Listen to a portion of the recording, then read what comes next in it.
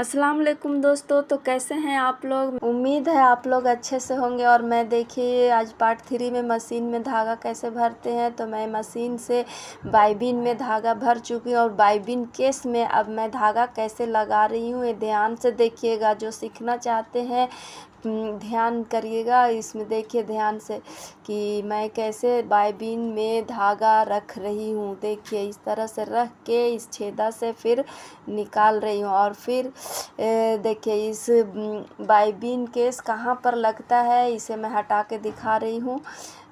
ये देखिए बाइबिन केस का जगह जो है वहाँ पर कैसे सेट करते हैं। तो सुई को आप ऊपर कर लीजिए ताकि बाइबिन बैठ जब सुई ऊपर नहीं रहेगा तो बाइबिन केस अच्छे से नहीं बैठेगा। तो आप इस तरह से सुई को ऊपर नीडल को ऊपर करके और बाइबिन केस को बैठाइए। और इसमें बाइबिन केस में जो पिन होता है चाप जैसा पिन होता है उसको उठा के और बाइबिन केस का नोक जिसका जगह बना हुआ होता है जगह पर अच्छे से सेट कर लीजिएगा इस तरह से। और पिन को फिर दबा देते हैं तो फिर ये बाइबिन केस यहाँ पर बैठ जाता है, सेट हो जाता है। और जब सेट हो जाता है ना तब आप फिर इसे सुई के सहारे से नीडल नीचे लाकर ऊपर धागा लगा के अभी बताती हूँ कि ऊपर कैसे ले जाते हैं बाइबिन से धागा को। तो मैं यहाँ पर आपको सुई नीडल में धागा लगा चुकी हूँ और देखिए फिर से मैं दिखा दे रही हूँ कैसे लगा रही हूँ। तो इस तरह से मैं धागा को नीडल तक लगाऊंगी। इस तरह से देखिए जहाँ जहाँ लगा रही हूँ वहाँ वहाँ आप लोग भी लगा सकते हैं। और थोड़ा बहुत अलग अलग मशीन में हल्का फुल्का चेंजिंग होता है धागा लगाने में, लेकिन ये बेसिक चीज़ है। आप ध्यान से देखिएगा तो समझ जाइएगा।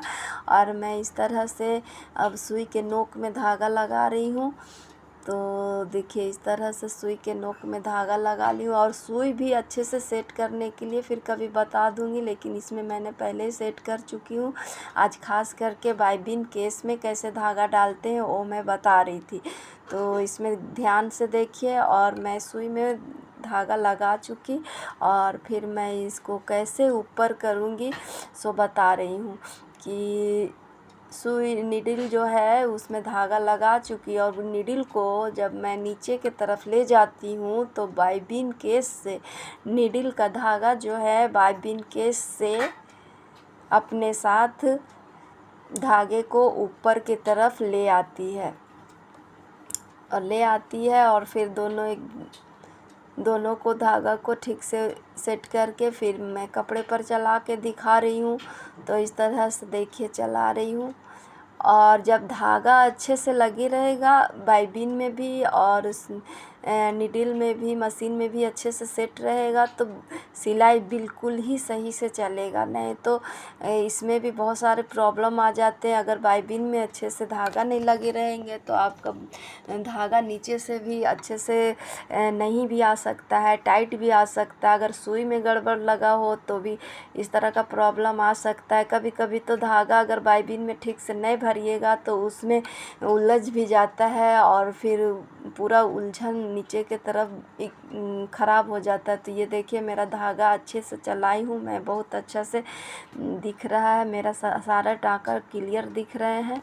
और इस तरह से देखिए तो आप मशीन के धागा जब मशीन चलाना है तो इसको भी ज़रूरी से सीखना पड़ेगा कि हर बार आपको मशीन में कुछ न कुछ स्टेप को ध्यान से सीखते रहिएगा तो आप मशीन को अच्छी तरह से समझ जाएगी। ये देखिए आपका टाँका कम बेसी करने के लिए है और मैं इसे थोड़ा नीचे करूँगी तो टाँका और भी छोटे हो जाएंगे और नीचे करूँगी तो और भी छोटे हो जाएंगे। तो मेरा सेट किया हुआ है क्योंकि मेरा मशीन के टाँका सही जगह पर है और मैंने इसे सेट करके रख दी हूँ। तो इस तरह से मेरा मशीन बिल्कुल ही सेट है। और इसे देखने के लिए thank you. Like and subscribe करें।